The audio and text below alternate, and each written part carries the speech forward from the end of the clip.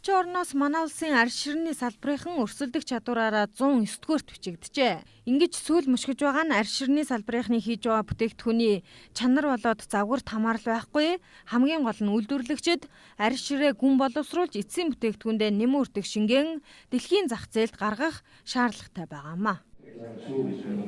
Энэ өрсөлдөөнүүд бид нөгөө технологи нөгөө загвар дизайн юмд хөрөнгө оруулалт маань ер нь зогсчод байна гэсэн.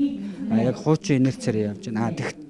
Гисэн хэдий ч бид нэр өрсөлдөх чадвар хадгалж байна. Гол нь яг хөөхлөр Монгол хүний бас нэг уур ухаан байна.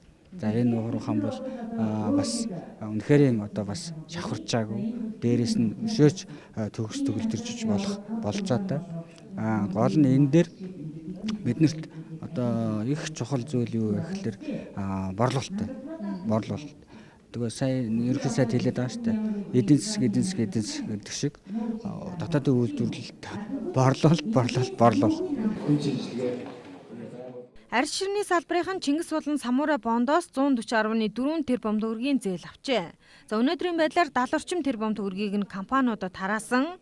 Харин одоо зээлээ бодиттой хэрэгжүүлэхийн тулд үйлдвэрлэгчид төрийн албатай холбоотой шат дамжлагууд буюу хүнд сурталуудыг багасгаж өгөхийг төр засгаас хүсэж байлаа. Монгол улс ер нь бол түүхийгээр нь шахуу гаргахаараа татваргүй байгаад байна. Тэгэхээр бид нар бол энэ татварын бодлогоор бас дэмжлэг айл салбарт хэрэгтэй байгаад байна л да. Манай ноолурч гэсэн ялгаа байхгүй түүгээр гарахаар явж татваргүй гарч шít.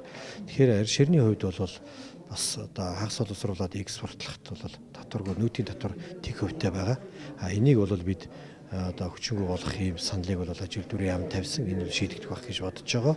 За гүн боловсруулаад дотоодын бэлэн бүтээгдэхүүн хийдэг үйлдвэрүүдэд худалдаалахаар нүүтийн татвар төлөөд байгаа.